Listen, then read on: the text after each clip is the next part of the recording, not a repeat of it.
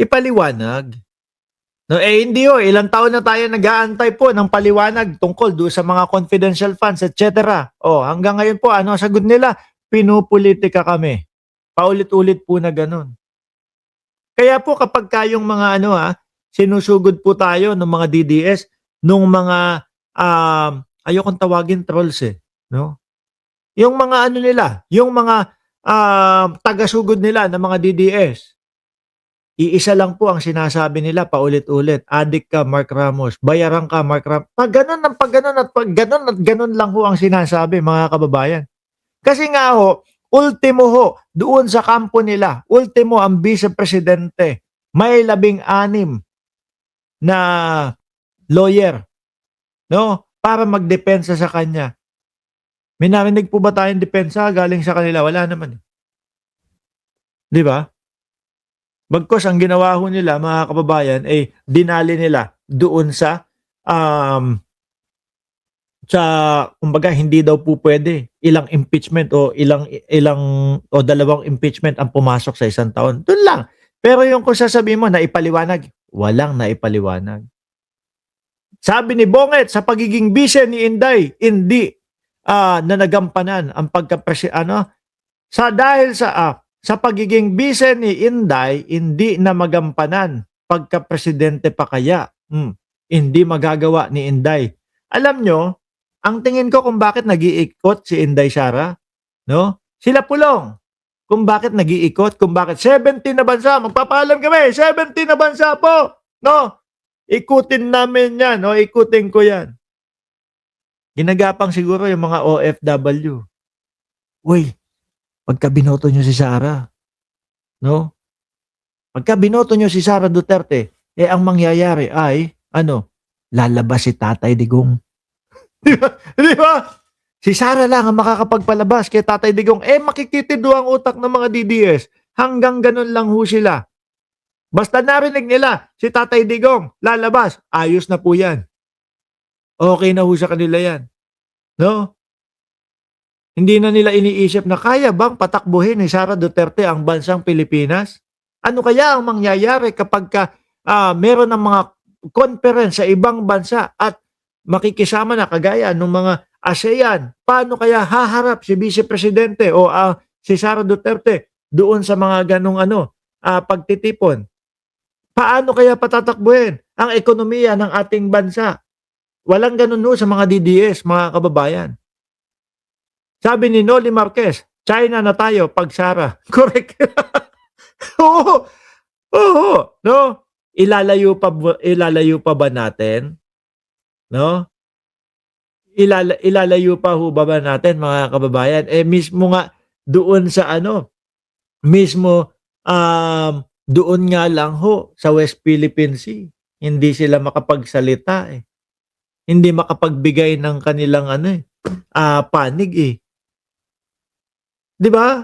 Sabi ni Johnny Manuyag, Sir Mark, nasira ang plano na maging president ng Pilipinas, kaya president na lang siya ng TODA at ng HOA o ng HOA, Homeowner Association. Tuloy natin si Kabeni. To answer the allegations tungkol sa kanya. Dapat yan sapagkat ang taong bayan ay naghihintay. Not only doon sa corruption na iniimbestigahan ngayon. Di ba? Pero, ganoon din naman sa kanya. Tapos particularly, Kapal nga ng mukha ng ibang mga senador biruin mo, no? Tayong taong bayan, sigaw tayo ng sigaw. Ano sabi natin? Ayon sa konstitusyon, base sa konstitusyon, kapag ka 1/3 na ng congressman ang lumagda doon sa kanyang impeachment, dapat maging agad-agad na sila na maging maging impeachment court na. Hindi, dinribble tayo ng dinribble. Di ba? Dinribble tayo ng dinribble. Kasi, sandali lang. No, bakasyon pa kaming Senate. Next time na, saka na, umpisahan. Pagkatapos ng bakasyon, 1 week muna kasi hindi namin alam kung paano ang gagawin. Aalamin muna namin. Pagkatapos ng 1 week, kailangan ibalik to doon sa Congress. Ayan sakto yung pagkakasunod-sunod ko, kabisado ko yan. Remand naman daw. Pagbalik naman po sa Senado, Oo, i-archive na lang muna natin. Kapag ka okay na, pwede na mahugutin. Mukhang malabo ng mahugot. Ay, kaya, ayan, matatapos na ang 1 year. Ngayon, ang gagawin na lang po nung mga nagsasampa ng impeachment, hintayin na lang po matapos yung 1 year ban. At sa Pebrero, tingin ko, mas mahihirapan ho sila dyan. No?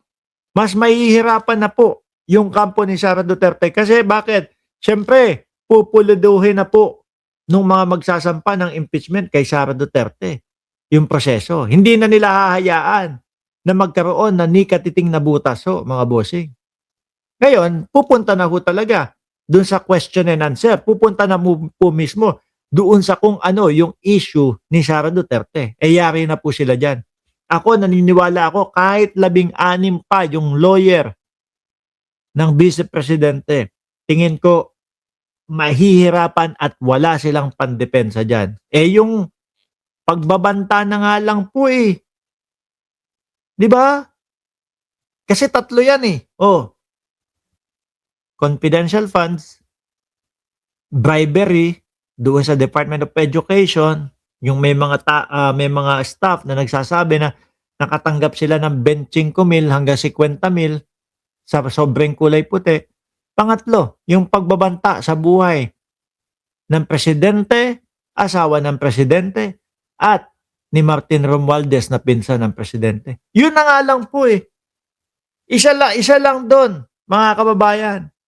Isa lang doon ang hindi nila maidepensa, ligwak. Doon na lang tayo pumunta sa pagbabanta kasi lahat tayo napanood yun Di ba? Kaya nga po yung kanina may nagkomento dyan kanina, hindi pumunta o hindi man lang umattend si Sara Duterte sa patawag ng NBI. Paano mo nga naman kasi idedepensa yung sarili mo at sasabihin hindi ka nagbanta kung tayong lahat rinig na rinig po natin, mga kababayan. PI ka na yan. Pag may nangyari sa akin, may kinausap na ako. Hanapin si Bongbong Marcos. Patayin siya. Di ba? Paano mo nga naman idedepensa yung sarili mo? Di wag na lang umattend. Yun na lang ang pinakamaganda dyan. Wag umattend. Sa kanya, sapagkat siya ang pangalawang pinuno ng ating bayan. And doon po sa mga na-mention yung sa affidavit, ano po sa tingin niyo talaga yung pinaka nakababahala o lubos na nakababahala? Ang nakababahala doon sa affidavit niya yung mga nabanggit sa At tingin ko ito yung mga yung mga Lord. Alam niyo na yon, yung mga nagpapakalat ng ipinagbabawal na gamot sa ating bansa. Tapos yun yung pumondo sa pagka Vice President. Yun yung pumondo sa kanyang pangangampanya. Ni Ramil Madriaga na nabanggit niya na yung bang kinlaim niya that Vice President Sara Duterte's 2021-2022 campaign efforts, sabi niya, were bankrolled by money from POGO operators and drug dealers. Ayan. Ano po? Like example, mga bossing, nahuli, yung dealer na yon. Kumbaga, yung drug lord na yon, nahuli. Ngayon, tatawag, oy, Vice Presidente ka na.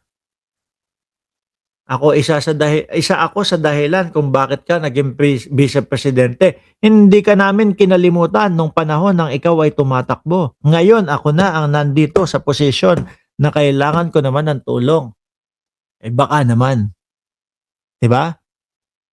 Kaya po, napaka-importante nung sose, mga bossing, kung bakit talagang kailangan idetalye mo, isa-isahin mo yung mga isusulat mong mga pangalan dyan na nag-donate sa'yo para alam. Iyo ba, mga bossing? Po yung talagang matindi, na matinding aligasyon po yun.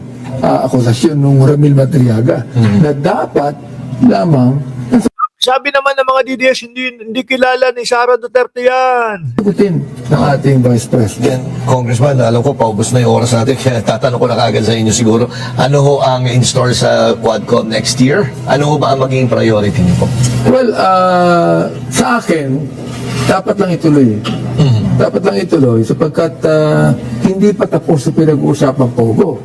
For example, ilan lang ba ang patiport ng immigration? Lalo na ha, nakakalabas pa si Roque ha, nasa labas pa. Oh. Si Alice Guo, nasintensya na habang buhay. Reclusion perpetua, kung di ako nagkakamali. Sino ba yun? Si baby girl? No? Si Cassandra Leong. Oh. Pinaghahagilap pa ho. Si Roque naman, mga kababayan, nasa labasan pa. Sabi ni Sir Jorge Adrelin, yung tono mo, Prof. Mark, mukhang malapit nang matapos ang live. Hindi! Madami pa tong topic na to. Oh. Out of 300,000 Chinese. Ang napatiport lamang nila mga 6,000. So yung mga more than 250,000 Chinese naglipa na sa buong Pilipinas, no? And you notice that we are archipelago tayo, no? At meron pang 10,000 illegal pogo hubs. Samantalang meron ng bagong batas ngayon, pinagbabawal na po yung pogo. Kaya talagang dapat pang imbisigahan to. Ibig sabihin, meron pang mga maliliit na mga pogo na nag-ooperate. Matigas, matibay itong mga ito. Oo, andyan pa rin talaga sila at naglipa na pa rin po. Considering talagang, di ba, sinabi, stop, ban, lahat ng pogo nandyan pa rin. Kasi natatabunan na rin po siya kasi ng iba't ibang mga balita eh. Opo, totoo po yan. Hindi lamang yan, kundi yung drugs din. Ngayon, nakikita natin na maraming napatay ng dating administrasyon pero napakarami pa rin drugs ngayon. Kaya nga. Na dapat na pinag-uusapan din sa Quadcom. Okay. Sige po, naku. Yan, kayo po, tatanungin, mga kababayan, Pulong, nagtatago na rin. Sabi ni Noli hindi, lumipad lang daw, ikaw naman, no? Sariling pera naman daw ang gastos eh. Baka mas more on naghahanap nung tatanggap ng kumbaga asylum sa kanya na bansa. Baka yon. Kasi nabanggit nga ho ni dating Senador Antonio Trillanes na mukhang malalabasan din ng warrant of arrest itong si Pulong ng ICC, 'di ba?